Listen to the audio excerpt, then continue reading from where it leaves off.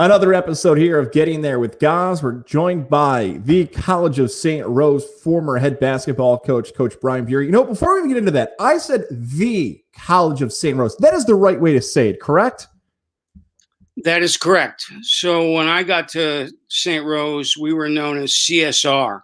Uh, we were known as Rosebuds. We were known as uh, College of St. Rose, not the College of St. Rose. And I don't know, I was on some sort of private mission at one point to change us like the College of the Holy Cross.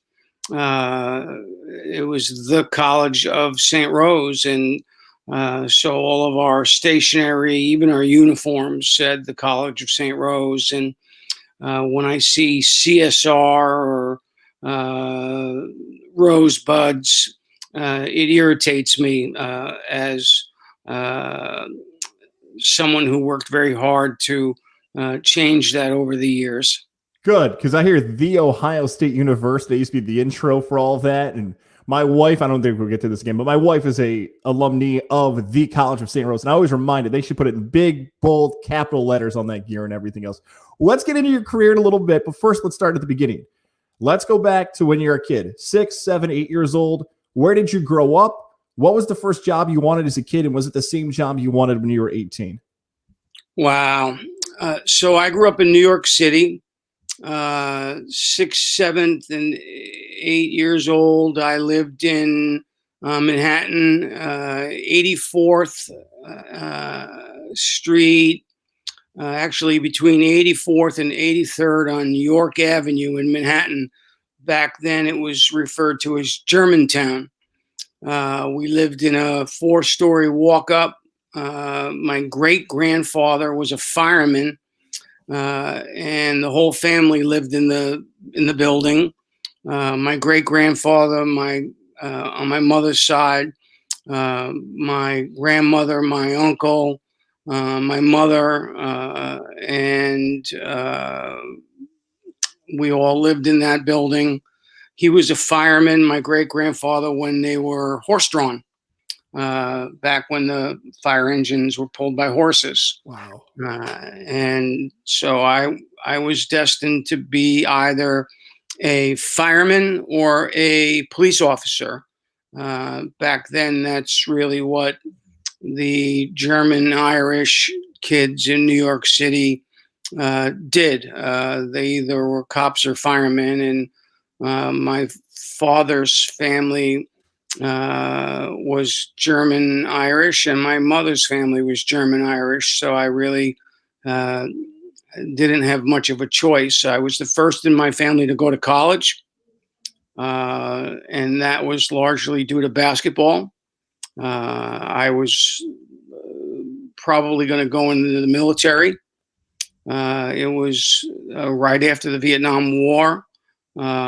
So I graduated high school in 1978. But prior to that, we moved from Manhattan to Astoria, Queens, just on the other side of the 59th Street Bridge. My father worked for the Daily News. He was a printer. And he got a job as the super of a building in Astoria, Queens. Back then, the super was the guy who fixed things. So he worked nights for the Daily News, and he came home and fixed things all day long, napped here and there. I had 5 brothers and sisters that all came along at different times. The youngest is my sister, who actually lives up here now. She's an attorney. She lived with us, with my wife and I, for a minute or a year or two in Clifton Park. She was in a really bad car accident. And it's a long story. I won't bore you with all the details, but it was easier for her to be our dependence for the purposes of medical care.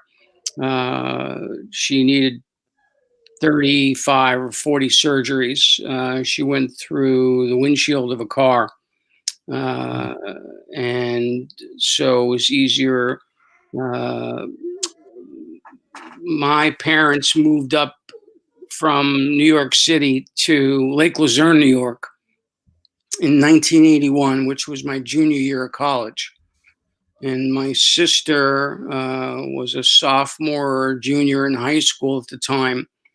And she had this terrible car accident and wound up living with Marianne and I for a few years while she had all this medical care. And thankfully, she came out of it okay, and she's done very well. And as I said, she's an attorney now.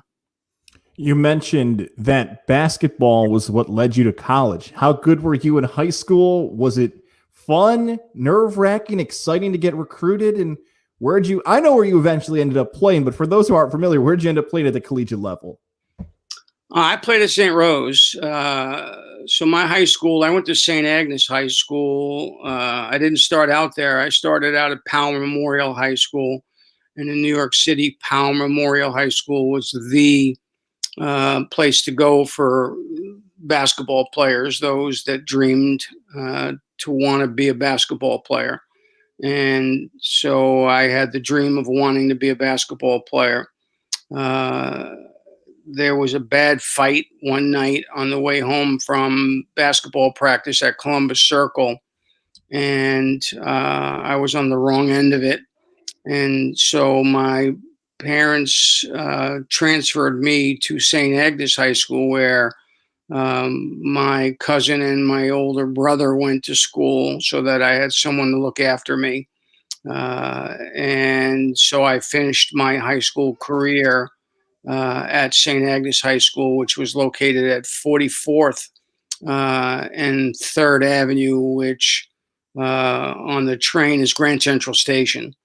So my favorite story about high school was I took driver's ed at Grand Central Station. That's where we met the car.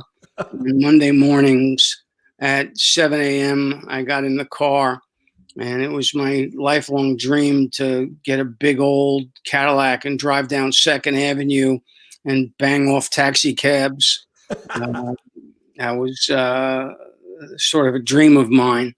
I've yet to fulfill it.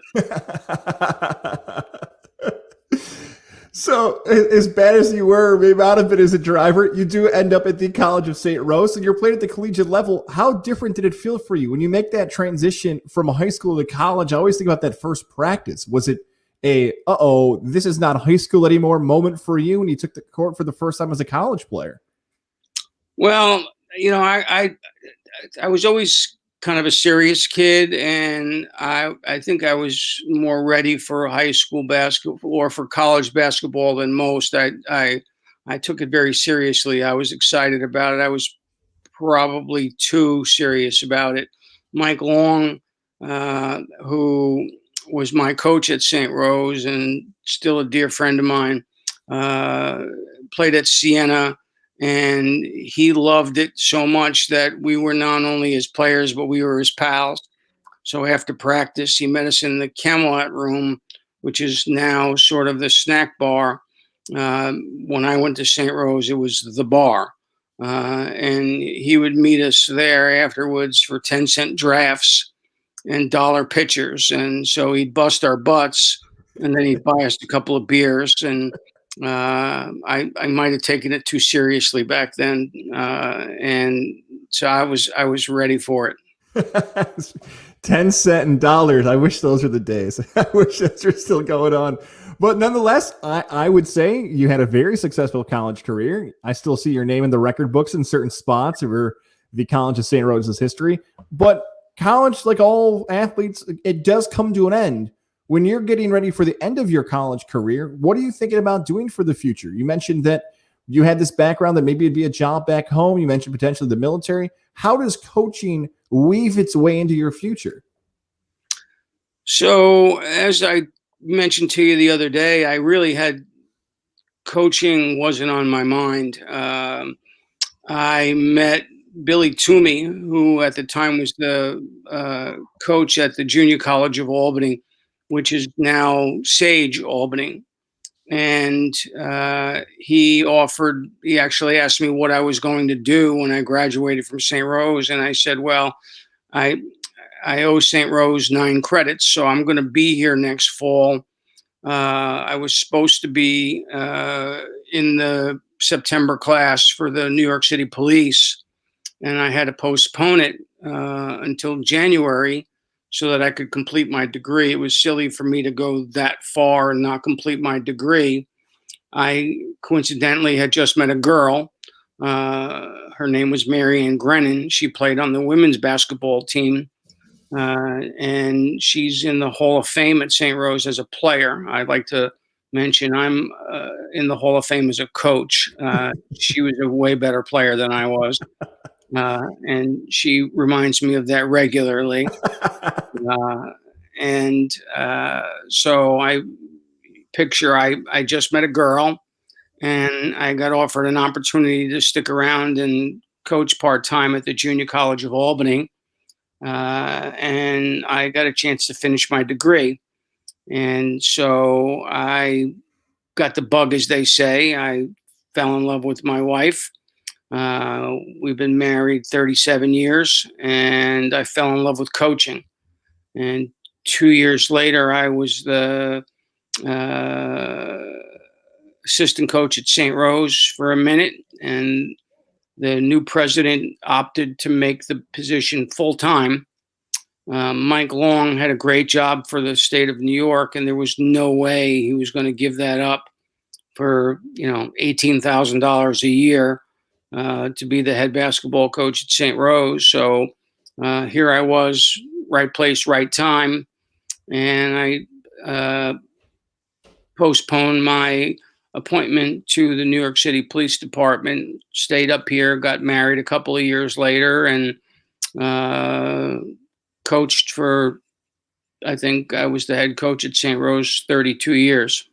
Amazing how that all comes together. And I'm going to go back a little bit because I want to make sure my math is right here, how this is coming together. So you're basically like 21, 22. We'll lean towards 21 here when you're eventually done with your playing career. You mentioned you come out as an assistant. There's about a 4-year window. So are you telling me you were named the coach at St. Rose when you're about 25? Is that right?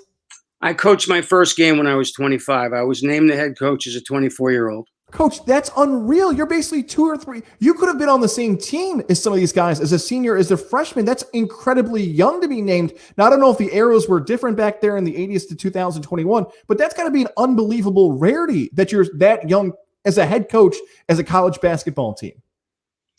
Oh, I thought I knew way more than I knew for sure. I was definitely not ready, and I found that out right away.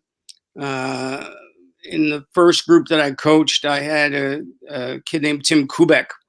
Many people would recognize the Kubek name. His brother Greg went on to play in 4 Final Fours at Duke. And I had the real Kubek, as he likes to remind everyone, Tim. And Tim made me earn every penny that St. Rose paid me for 4 years. He took it way more seriously than I did. But I'm thankful for him because he challenged me and he helped me get better. And what I went out and did was I hired a guy that was older than me, that knew more than me. Was a retired high school coach. His name was Dick McPhilmy. We called him Coach Mac.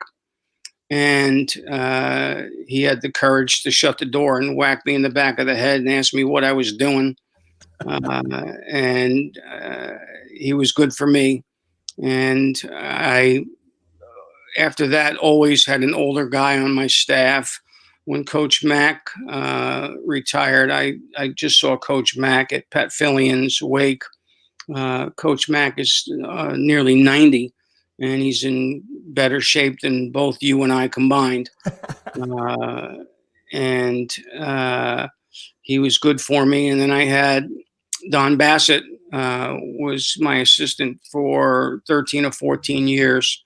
And, Don, as the cliche goes, forgot more basketball than I'll ever know. And when he retired, it was getting harder for me to find guys older than me to coach, because I was into my 40s by then. And I hired Mike Long back when he retired from the state. He was helping Dave Domel out at CBA, and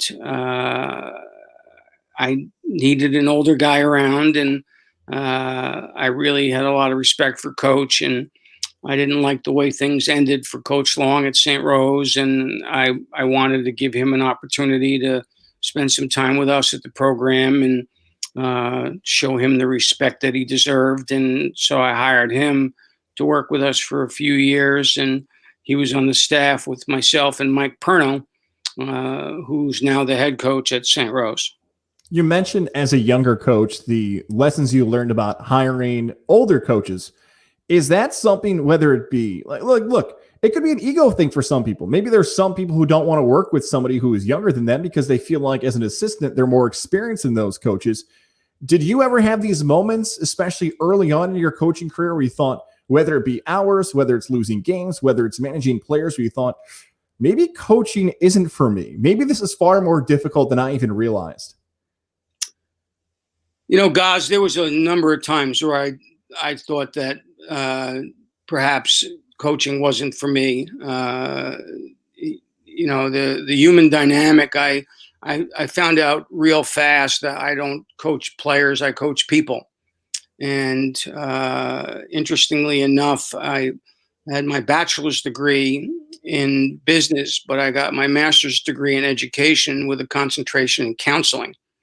And my wife wanted me to go into school counseling and make some real money and get a pension and all those smart things.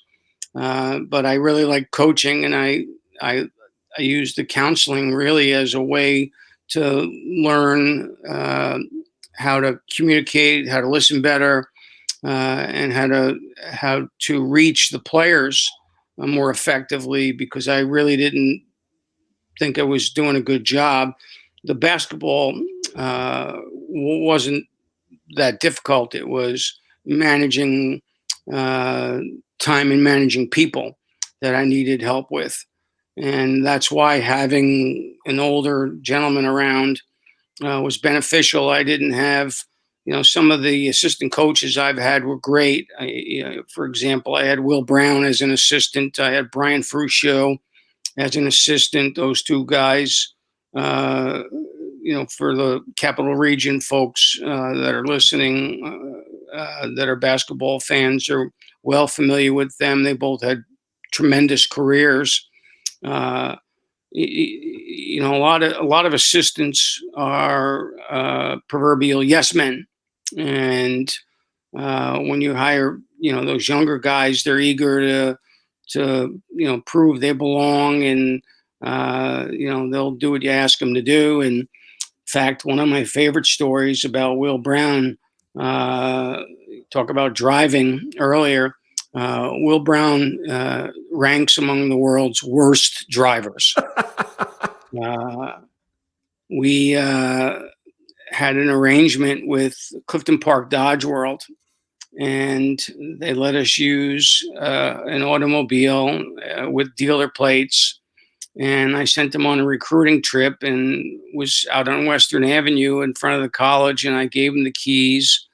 And I was chatting them up, going over some last minute directions on, who he was going to see and how I wanted him to handle it. And turned away, started walking back towards my office, and I hear screech, bam. He made a U-turn in the middle of Western Avenue and got T-boned. Thankfully, he was okay, but he wrecked a brand new Dodge Intrepid.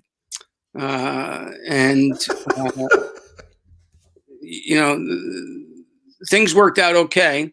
A couple of weeks later, we were recruiting a young fella named Damon Reed. Damon Reed went on to be the Division II National Player of the Year. And he was from Trumansburg, New York, which is outside of Binghamton. and they were playing in the sectionals at the end of the year at I want to say Colgate University. It was either Colgate or Cornell down in the southern tier, and it was snowing out, and we had this brand new car, and all of a sudden it wasn't running right. So I had a player on the team who was from down that way, Corey Green, whose dad owned a auto dealership. And so I called Mr. Green up and said, "Hey, car's broken down on my way to see Damon Reed play. You think you can help us out?" He said, "Yeah, no problem. I'm going to the game. I'll pick you up. Where are you?" I said, "I have no idea." So I kind of explained to him where I thought we were.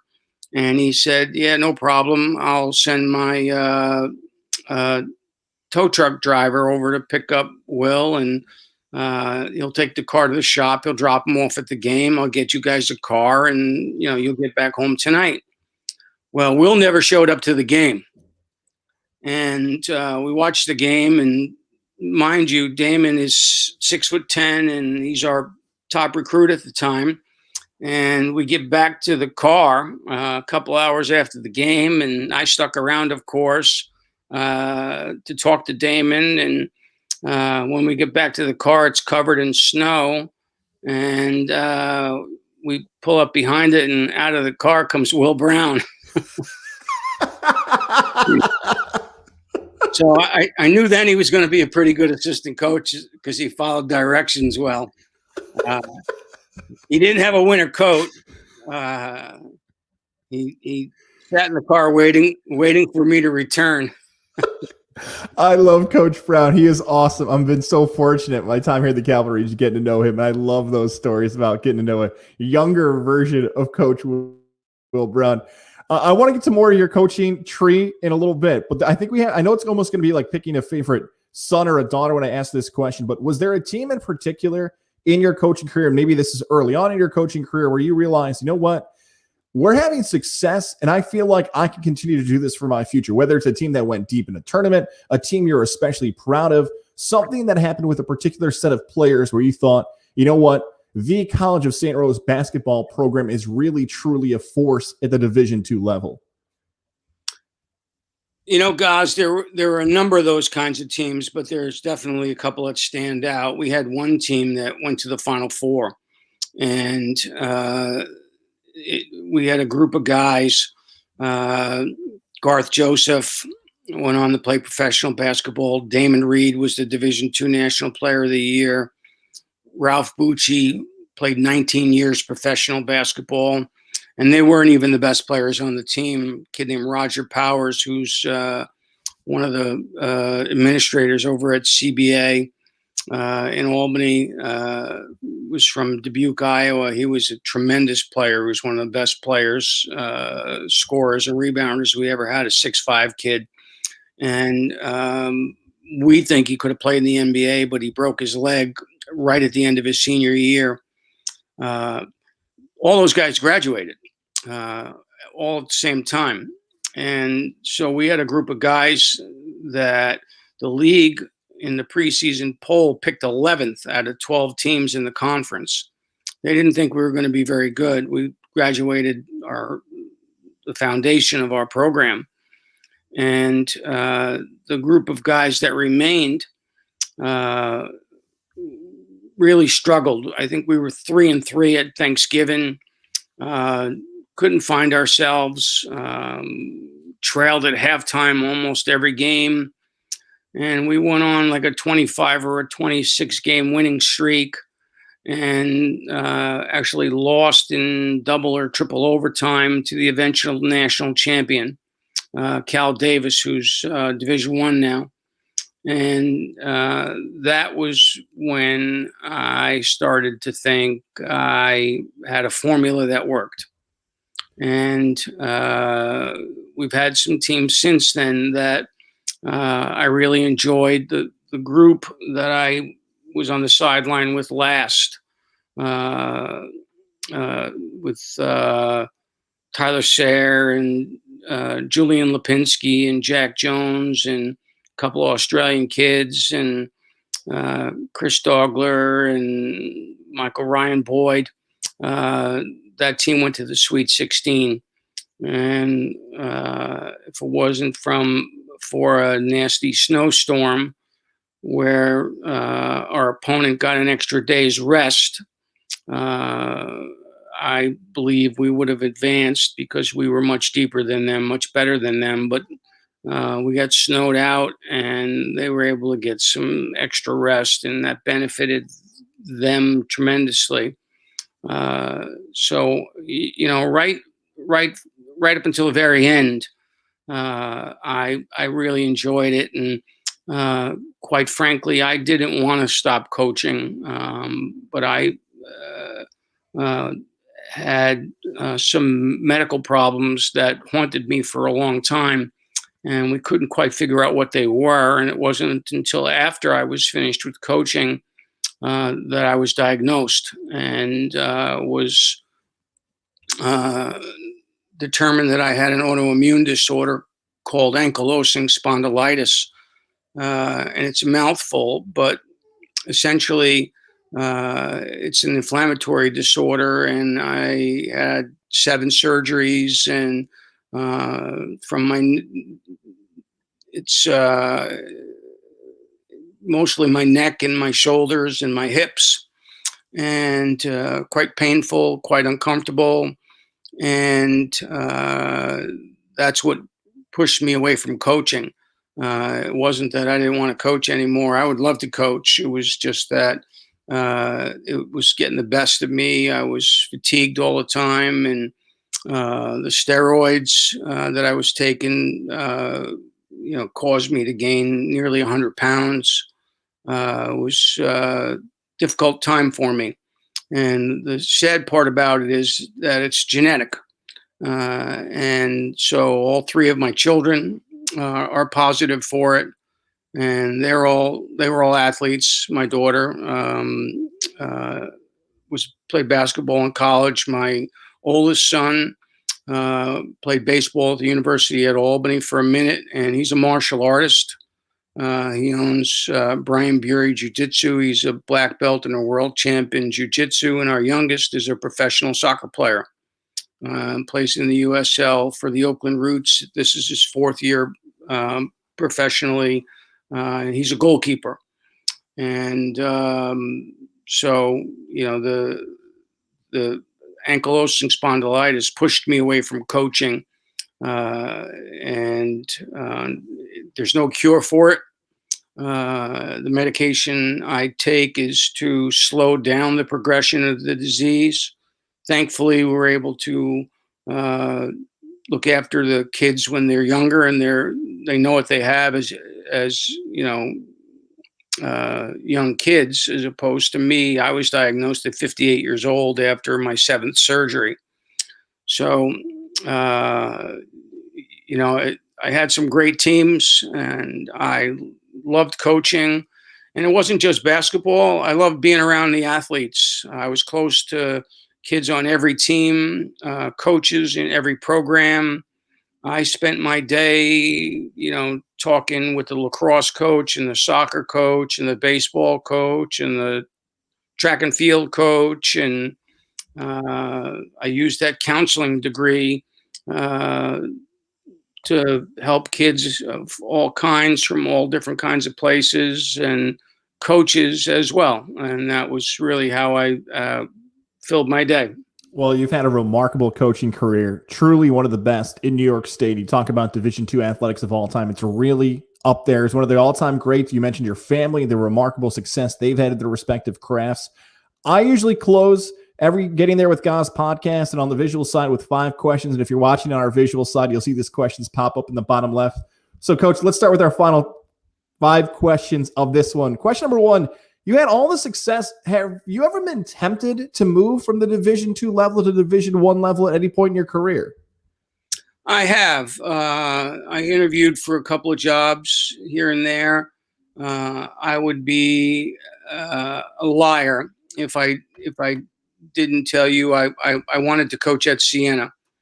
Um, I was envious of the program that they had, not so much the basketball side of it, but I loved the way their alumni stuck together and networked. And if a guy that played basketball at Siena wanted a job, it was someone from the basketball program that helped him find that job. So that's sort of what we created at St. Rose. I had some great mentors. I right up the road, I had Doc Showers, who had tremendous longevity at St. Rose or at U Albany, coaching 35 or 36 years, winning over 700 games. And I had the family uh, atmosphere at Siena, and that's what I wanted. I wanted the longevity that was at U Albany, but I wanted to do it at the Division I level. And I did interview a few times. I lost out to a couple of pretty good candidates. One guy was named Paul Hewitt, and the other was Fran McCaffrey. So I would say that John Dargenio made the right choice in both those cases. Pretty good coaches in their own right. Whether this be a high school player locally, whether this be a recruit that you missed, maybe it's an NBA player that you just wish you just love their game. Is there a player that you wished you could have coached? Oh boy, that's a tough one. Um, let's keep that locally, so that maybe some people would recognize the name. Uh, One of the guys that I really thought that I made a mistake with was uh, uh, John Cal the third. His dad refereed. In fact, his dad is the assigner for the Big East now. His father refereed in the national championship game. His uh, cousin, I believe, Brian Zink, played for us at St. Rose. John Cal married Karen Cal. Karen Cal was Brian Zink's sister. So if you can figure all that out, God bless you. But John wound up being a walk-on at Boston College. And his senior year, he actually played. And, we fooled around recruiting him, and it was a mistake of mine not to go after him harder. He was a late bloomer, and I thought he would have fit in with our program, with our kids. And, uh, it was a mistake of mine not to go harder after John. He shot the ball really well. He reminded me of the kid Roger Powers, the uh, kid I mentioned that was a great player for us. Roger was from Iowa, and Johnny's probably 6'3", 6'4", and would have been a great player for us. You mentioned so many of the assistants you've worked with in the past. The pride in your coaching tree. Coaches talk about their legacies and the wins and the losses, and of course the players, but there has to be some type of pride. And I think you're the best person to describe this. When you see someone, maybe as a former player, then an assistant, then move on to another assistant job, that you feel this great emotion for those players who move on to the coaching ranks and join your brotherhood when they do that. What's the pride like for you as a coach watching those guys move to that part of their careers? Guys, we've had so many of our guys go into coaching, and I'll be the first to admit that I actually tried to talk many out of it, including Will Brown. I tried to convince him to get an MBA and go to work on Wall Street. I said, this is a very difficult job. I called it the merry-go-round. And once you get on it, you either stay on it, and it's hard to stay on it because once you get off, it's hard to get back on. And certainly, we're going to find that out with, Josh Pelletier, who played for me. Uh, I've got a number of guys. I can't even count them all. Gallagher Driscoll, coached Division I basketball, was on the staff at Loyola, Maryland with Scott Hicks, was on the staff at U Albany with Will Brown. Jeff Gore, coached at Southern New Hampshire University now for many years. I have had some players I've coached overseas. Just a great number of guys. And I tried very difficult. I'm sorry. I tried very hard, as difficult as it was sometimes, to get to all their first games. And so wherever they were playing, whoever they were playing against, in many cases, it was me and Coach Bassett hopping in a car, driving to watch them play. I still remember Will Brown's first game. It was at Delhi. He was coaching at Sullivan County Community College. And Coach Bassett and I drove down. And when the game was over, we went in the locker room and we shut the door and we lectured them about letting kids sit on the bench with their hoods on. So, we never stopped coaching, even when we were done coaching them. Your best advice for young basketball players, maybe they're in elementary school, maybe they're in middle school, and they want to improve their game to play at the high school level or maybe even the college level. What's your best advice? I know your basketball camp was always impactful here in the Capital Region. Your best advice for young basketball players looking to improve their game? Got to be able to use both hands. I see so many players develop their strength with their strong hand. A right-handed player becomes a very good right-handed player and can't go left, can't use their left hand, or vice versa. And I can't tell you how important it is for players to be able to be balanced and be able to use both hands and go both directions with the basketball. Be able to handle the basketball with both their hands. It's so important for them. The game is so competitive. It's played at such a high speed. To not be able to use both your hands is such a limitation in today's game. And the last question for you, best advice for a young coach looking to have the career that you had, to even become a head coach, the best advice for young coaches to get where you were, to get where you are in your career, legendary career that you had?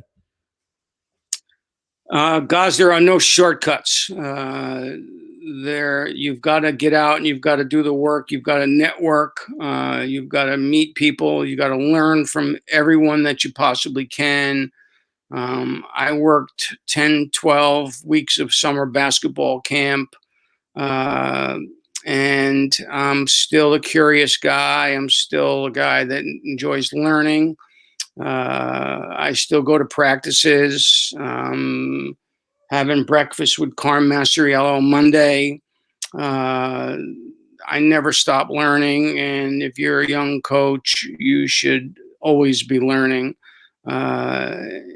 That's the key, is always be learning.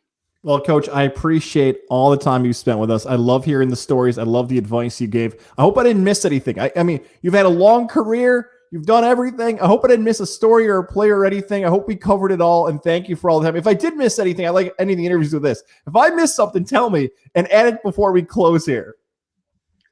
No, there's so many things, so many great stories. The trophies and the awards and all the, I think we went to 14 or 15 NCAA tournaments, but the trophies were the players. I'm in touch with players. I make it a point every week to contact somebody who I haven't spoken to in a while, just to catch up with them and find out how they're doing and how their family's doing. And that's how I spend my time now, is trying to stay in touch with the former players and making sure that they know that they're still part of our family, and it didn't end when they stopped playing basketball and they got their degree. It never ends. They're part of what we do forever. Well, you definitely had an impact here in the Capital Region. You continue to do with the advice you gave in this podcast today, and hopefully people will listen to that advice, whatever age they may be, and get to follow a path, whether it be playing or coaching. And hopefully, thanks in large part to you again here. You never stop coaching, as you said there. Coach, I appreciate the time so much. Enjoy all the games coming up. We're taping this in March of 2021, so we've got a lot of basketball on the way. Thank you so much, and hopefully we'll be talking again soon. Oh, thank you very much. Appreciate it.